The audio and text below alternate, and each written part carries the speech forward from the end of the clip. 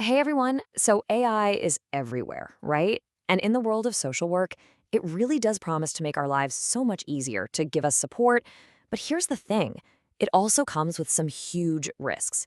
Today, we're going to dive into that gap, the one between what the technology says it can do and where your professional responsibility actually begins, so you can use these tools safely and ethically. I know, this question sounds a little over the top, doesn't it? But honestly, a single, totally well-intentioned prompt that you type into an AI could have absolutely devastating consequences for the very people you're trying to protect. And it's so easy to do without even realizing it. Let me show you what I mean. We'll look at a few examples that seem perfectly fine on the surface. Okay, so picture this. You're swamped. You've got a mountain of paperwork. You might type something just like this into an AI to get a head start on a safety plan. And you're probably thinking, hey, I left out her last name, so it's anonymous, right? You're just trying to be efficient and get Maria the help she needs. Makes sense. Or how about this one? Again, seems totally harmless. You're just looking for some solid evidence-based ideas for a teenager who's really going through it. Your mind is focused on the clinical problem, not on the little bits of data you're accidentally feeding into the system. And one more. You're just trying to get your thoughts organized for a really complex assessment. You figure, Maple Street? Come on, there's a Maple Street in every town. The details feel generic. It feels like a completely reasonable way to use AI to just get a basic outline going. Well, here's the hard truth. All three of those prompts are dangerous breaches of confidentiality.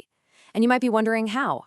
Well, it's because all those little anonymized details, the specific school, a street name, a unique family situation, they act like puzzle pieces. And when you put them together, they can point to one very specific, very vulnerable person. You could be exposing them to real harm and shattering the trust you've worked so hard to build.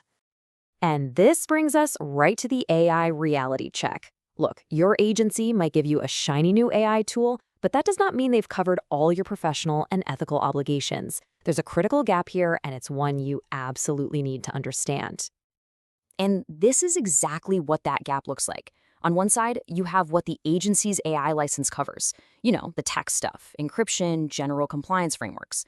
But on the other side, that's all you. Your professional judgment on a case, that's your call. Your personal liability if a data breach happens because of a prompt you wrote, that's on you. And your fundamental client-specific duty of confidentiality, yep, that's on your shoulders. And when I say personal liability, I mean it. The stakes are incredibly high. Under regulations like GDPR, an individual social worker, that means you, can face personal fines of up to 20 million euros for significant data breach. This is not just an agency problem. This is a personal, career-defining risk. And this quote just hits the nail on the head. An enterprise-grade AI sounds safe, but it doesn't magically wipe away your professional liability. The technology is just a tool, that's it. It doesn't replace your brain or your ethical compass. And believe me, regulatory bodies are being crystal clear about this. Every single time you use AI, you are the one making the judgment call. You're the gatekeeper. Okay, so that's all pretty scary, right? But the answer here isn't to just run away from AI and pretend it doesn't exist. The key is to learn how to use it like an expert. And that's exactly where a tool like the SAFF framework comes in. So what is the SAF framework? Well, think of it as your mental checklist. It's a simple, systematic way to get you to pause and think before you type anything. It's all about protecting your client, your license, and your career with every single AI interaction. And it's super easy to remember. SAFE stands for Secure, Adapt, Fine-Tune, and Execute. First, S for Secure. You lock down that client data, stripping out anything that could possibly identify them. Then, A for Adapt. You make the AI work for you, asking it for general frameworks, not specifics on your case. F is for Fine-Tune. You take whatever the AI spits out and you mold it. You tailor it to meet actual professional standards. And finally, E for Execute. You implement the plan, but with your eyes wide open, with your full professional oversight. All right, enough talk. Let's see how this actually works. We're going to take those exact same dangerous prompts from the beginning and run them through the SAF filter, transforming them into something professional and, well, safe. Okay, check this out. The before prompt for case management, It's leaking a name, a school, a specific clinic. It's a disaster waiting to happen. But the after prompt, the safe version, it's brilliant. It abstracts everything. You're no longer asking about Maria. You're asking for an evidence-based adolescent risk assessment framework. See the difference? You're asking for a tool to help you think about a type of problem, not asking for advice on a specific person. Now the AI's output is actually a useful professional tool, not a confidentiality risk. Let's do it again, this time for a court report. The unsafe one is just packed with identifying sensitive legal details, no good. But the safe version, it asks for a template for comparing parental capacities under these general circumstances. You get the structure and the professional language you need for the report without ever breathing the names Isabella, Carlos, or Sophia to the AI. And this last one, for resource navigation, this is where a mistake could literally be life-threatening.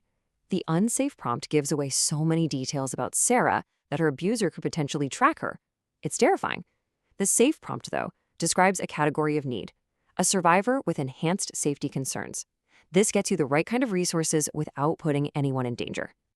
So really, it all boils down to thinking in 3 different security levels. You've got basic, safe, and ultra safe. Basic is for your own general professional development. No client info, period.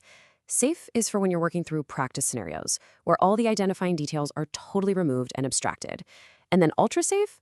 That's for the complex cases we just looked at, where you abstract even the general circumstances into professional frameworks.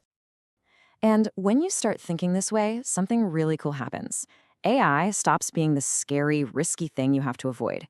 Instead, it becomes this incredibly powerful tool that you know how to control. It's all about being an empowered professional, someone who can leverage technology while always upholding that core ethical duty to protect. So let's just quickly recap the big takeaways. First, your judgment is paramount. These frameworks are just there to support it. Second, enterprise agreements do not, I repeat, do not get you off the hook for personal liability. Third, the core skill here is to always abstract from a specific client to a general professional framework. And finally, the goal is not to fear AI, but to become an expert and responsible user. And that really brings us to the final question I want to leave you with. AI isn't going away, it's becoming more a part of our work every single day.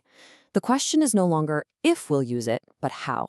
How will you use it to elevate your practice while making absolutely sure that every single client you serve remains protected?